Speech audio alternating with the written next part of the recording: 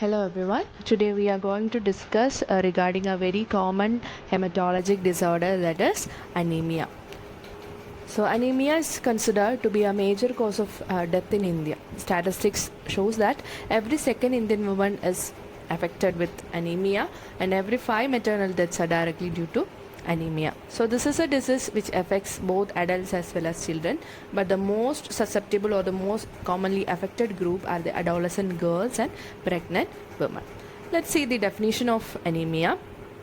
Anemia is a deficiency in the number of erythrocytes or RBC, the quantity of hemoglobin or the volume of packed RBC or hematocrit. So hematocrit is the volume of RBC in a given number of RBCs in a given volume of blood.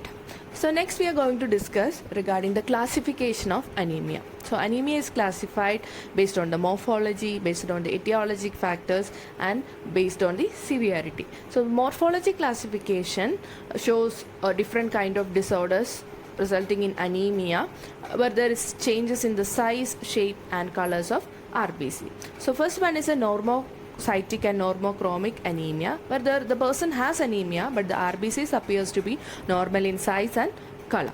Next one is a macrocytic and normochromic anemia, where the size of the RBC is large but the color is normal. Next one is the microcytic and hypochromic anemia. As the name indicates, the size is small and color of RBC is pale. Normally RBCs have red color. And next two disorders like sickle cell anemia and spherocytosis are based upon the change in the shape of RBC. So in sickle cell anemia, the RBCs appear sickled, as well as in spherocytosis, they appear to be spherical in shape. Normal RBCs are biconcave disc-shaped cells.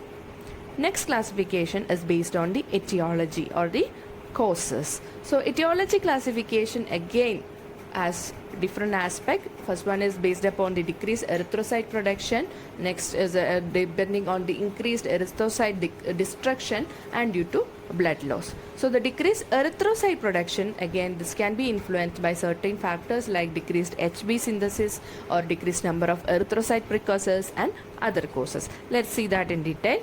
So decreased hemoglobin synthesis. So there are certain factors which has a major role in synthesis or the production of hemoglobin. So hemoglobin is basically formed by heme plus globins.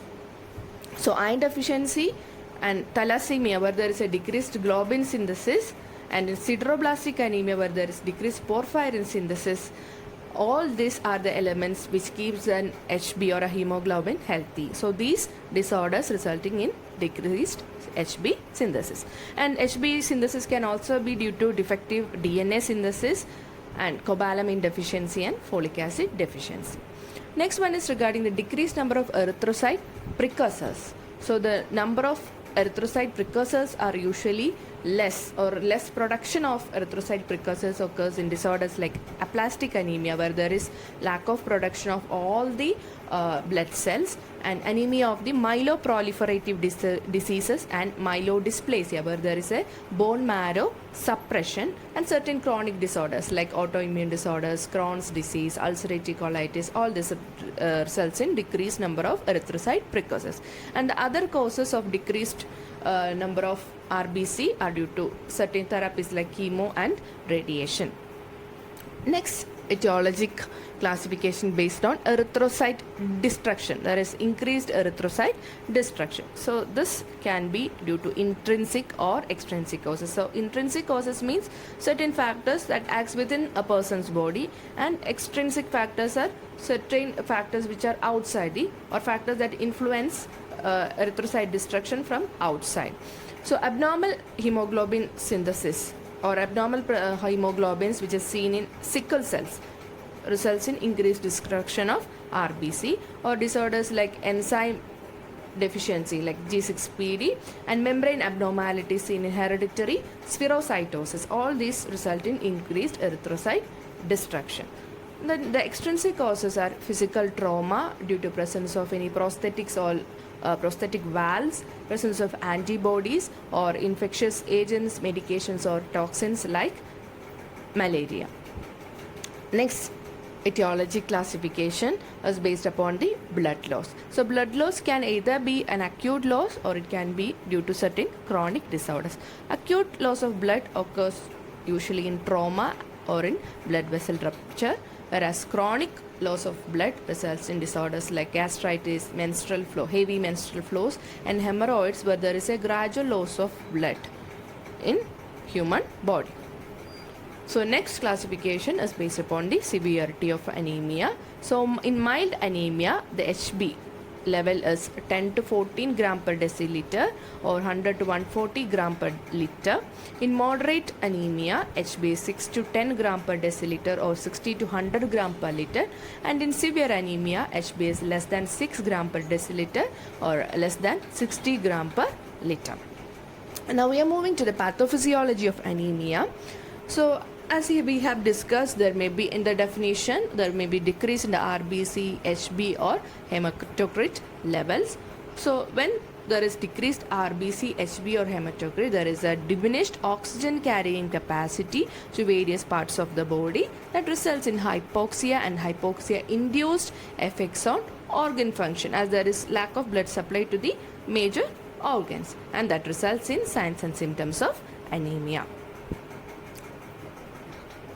Now we are going to discuss regarding the clinical manifestation. So lack of blood supply or lack of oxygen supply to various body parts would result in manifestation in many of the body system. So first one is regarding the integumentary system. The patient will have pallor, jaundice or pruritus. In the eyes we can see icteric conjunctiva, that is yellowish color in the conjunctiva and sclera. Retinal hemorrhages can happen and blood vision occurs. In mouth there will be glossitis and smooth tongue. Coming to the cardiovascular manifestation, there is increased palpitation or bounding pulse. So as there is a decreased HB or oxygen carrying capacity of the body decreases, normally the cardiac output increases to meet the oxygen demands of the cells. So that is manifested like tachycardia will be there, increased palpitations will be there, pulse pressure increases, we can hear systolic murmurs and intermittent claudication, angina, heart failure and MI can occur. Pulmonary manifestations include exertional dyspnea, then tachypnea, orthopnea and dyspnea even at rest. That usually dyspnea at rest occurs in severe form of anemia. And in the musculoskeletal, there will be bone pain as the bone marrow tries to produce more cells, blood cells, in order to meet the demand of the body. That would result in bone pain. Coming to neurology, there will be roaring in the ears. So as we said in the cardiovascular manifestation, there is tachycardia. To meet the increased demand of the body, there is increased blood flow or cardiac output that increases the blood flow through the jugular vein. So this happens, as this happens, the roaring sound is heard in the ears. Along with that, patient will have headache, vertigo, irritability, depression and impaired thought processes. In the GI system, we can see anorexia, that is lack of interest to take food. There may be hepatomegaly, splenomegaly, difficulty swallowing and sore mouth. Generally, the patient appears to be very tired, sensitive to cold, there will be weight loss and lethargy. So these are the clinical manifestation. Next, we are moving to the diagnostic findings. So the major diagnostic test we do is the checking the level of hemoglobin, hematocrit, reticulocyte count and RBC, which usually appears to be low in anemia. Then mean corpuscular volume, which measures the size of the anemia. So depending upon the morphology classification, we have seen that certain anemia have normal shaped cells where there is change, macrocytic anemia where there is large size cell. So it can either be low or high depending upon the type of anemia. Next is the iron studies. There we will check the serum iron level, which usually appears to be low. Total iron binding capacity increases and ferritin level is low. Other tests include assessing the serum vitamin B12 and folate levels, because these two elements results in megaloblastic anemia or pernicious anemia. Then erythropoietin levels are usually found to be increased, because as there is a decreased RBC, erythrocyte from the bone marrow, erythrocyte production, precursor cells start to produce more in order to meet the demand of the body. Then bone marrow aspiration can be done to check whether there is any malignant disorders affecting the bone that is directly resulting in decreased production of RBC.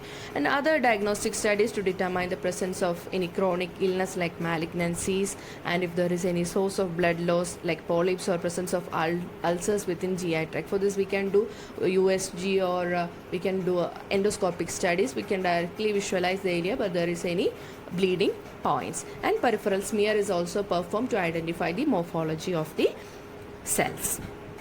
Coming to the management, so medical management includes oxygen therapy to stabilize the patient, because as there is the reduced number of HB or RBC, the oxygen carrying capacity will be reduced, so the demand for oxygen increases. In order to meet that, oxygen therapy can be given. Then volume replacement, if anemia is due to due to trauma and due to blood loss, volume replacement can be done, or blood products can be transfused. And drug therapy includes erythropoietin injections and vitamin supplements. Next, we are discussing the nursing management. So first part is assessment, which includes assessing the subjective data that consists of the past health history. Like we can ask history of any recent blood loss or trauma, if there is any chronic liver, endocrine or renal diseases like dialysis. During dialysis, there may be loss of blood cells which results in anemia. And GI diseases, like if there is any malabsorption syndrome, patient may be taking enough food due to malabsorption, properly the elements or the vitamins are not being absorbed by the GI system. So malabsorption syndrome, and ulcers, gastritis or hemorrhoids may be resulting in blood loss. So such histories can be collected. Then inflammatory disorders like Crohn's disease, which affects the absorption and can also result in bleeding. Then smoking history of the patient. Then exposure to any radiation or chemical toxin. In the other causes, in the etiologic factor, other causes were like radiation, chemotherapy exposures, and infective diseases like HIV, and history of falling that might have resulted in any trauma and blood loss, even in an internal blood loss.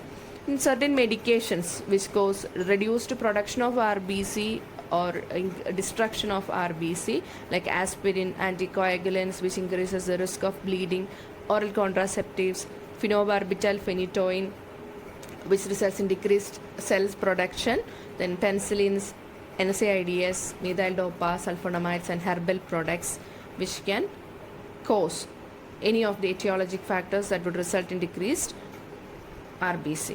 Then surgery or other treatment, like recent surgeries, major surgeries, if the patient has undergone, there might have been a loss of blood. Small bowel resection, again that would result in decreased absorption of the vitamin. Gastrectomy also decrease the absorption. Then prosthetic heart valves, which are responsible for the mechanic causes or the extrinsic causes of RBC destruction. And chemotherapy and radiation therapy, which automatically reduce or suppress the bone marrow, resulting in decreased production of RBC. And we can also assess the dietary history, general dietary patterns, if to assess whether the patient is having a poor intake of enough food, like iron containing or vitamins or minerals are not properly adequately taken by the person, and consumption of alcohol and pica. Pica are some abnormal eating behaviors which can be seen when a person have anemia. Then objective data include the physical examination findings and diagnostic measures. So coming to the nursing diagnosis, first one is the fatigue, which is related to inadequate oxygenation of the blood. So as there is lack of oxygen supply to the body, patient will find it very difficult to do activities, always feel tired. So we can encourage alternate rest and activity periods. We can limit the number of visitors and interruptions so that the patient will get adequate rest. Limit the environmental stimuli to reduce the demands over the patient body. Then we can plan activities Like the activities can be done when the patient has more energy, or while the patient feel fatigue, he can be provided with adequate rest. And if needed, we can assess the patient with regular physical activities. Then we have to monitor the cardiorespiratory response to activities. Whether while doing the activities, patient is having tachycardia, dyspnea, diaphoresis, or so patients are having difficulty in doing activities, or they are found to be intolerant to activities. And determine the patient's physical limitation and determine what and how much activity is required to build endurance. Rest doesn't mean that the patient have to be completely bedridden, but it means that patient should get adequate amount of rest in order to meet the demand of the body.